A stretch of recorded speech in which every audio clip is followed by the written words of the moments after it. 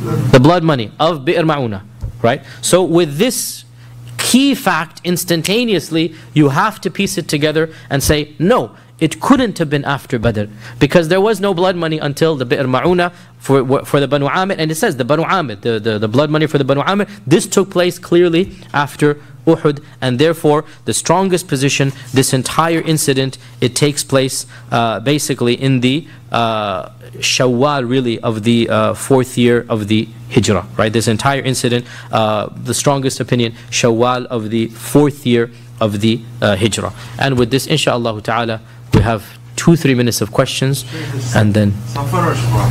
You mentioned Safar. No, I said Safar was the Safar was Bi'r Ma'una.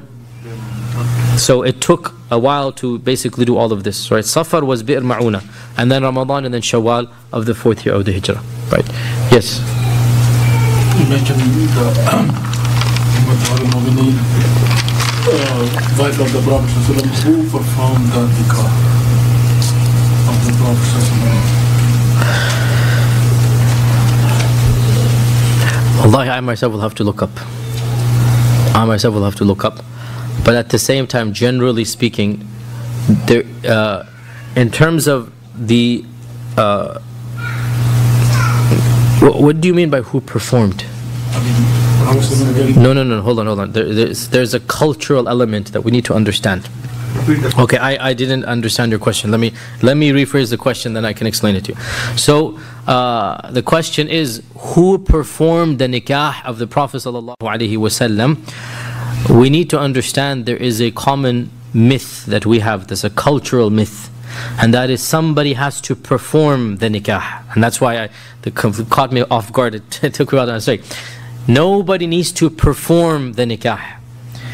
We are not like the Christians who believe that marriage is one of the 7 sacraments, that a priest has to bless the union, and until the priest blesses the union, there is no marriage. No, we have no such equivalent.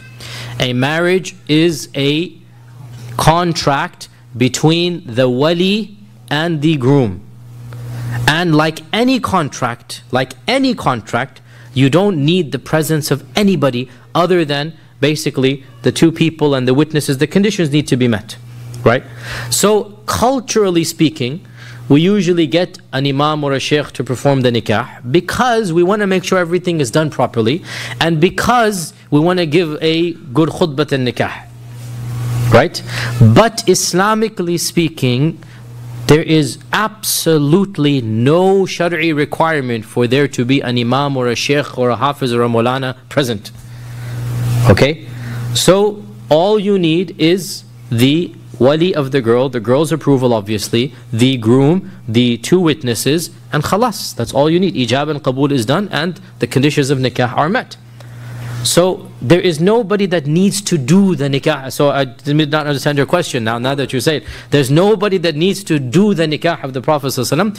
But yes, for every single scenario, there was a wali for the girl.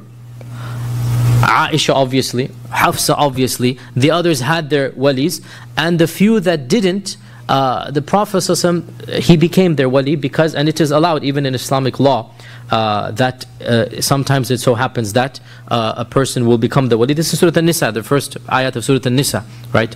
That if she agrees, and this is for yatama, فَإِنْ خِفْتُمْ أَلَا تُقْسِطُوا الْيَتَامَى فَانكِحُوا مَا طَابَ لَكُم مِنَ النِّسَاءِ مَثْنًى. So فَإِنْ خِفْتُمْ أَلَا تُقْسِطُوا فِي الْيَتَامَى, going into a tangent here, but in any case, it is allowed. Now this is another quirk that people are going to raise their eyebrows at, like what? But if the woman is halal for you to marry and you are still her wali, for example, your second cousin's daughter, she became an orphan and you basically become her wali, right? Something like this, right? So your second cousin's daughter, even your first cousin's, or even your first cousin is halal for you.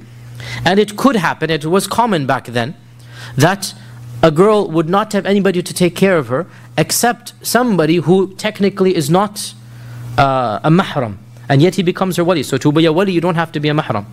Okay?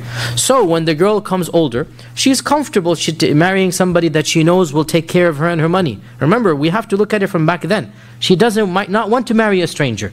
She's more than comfortable, you know, this person has taken care of me and now I'm a teenager and I want to get married.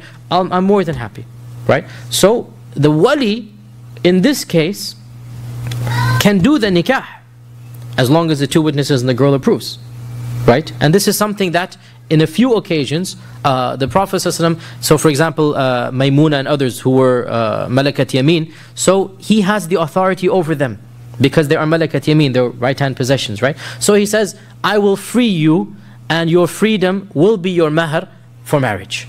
They agreed. Safiya and Maymuna, both of them, they agreed, right? Safiya bint Huyay and others. So she was freed and she doesn't need a wali because right now she's Malakat Yameen, she's Mulk Yameen, right? And Mulk Yameen, the wali is basically the owner or the Islamic Khalifa in this case, or the Prophet in this case, and therefore this issue of who performed the nikah of the Prophet is a question rooted in cultural sensitivities, and it does not have any shari'i need for that. One final question, Asif, and then we need to... Any portion of the pay used to pay the blood money? How is that? We have no idea. Wallahi, a lot of these details are simply lost in the seerah. We have no idea, but we can obviously assume that would be the case. We can obviously assume that would be the case.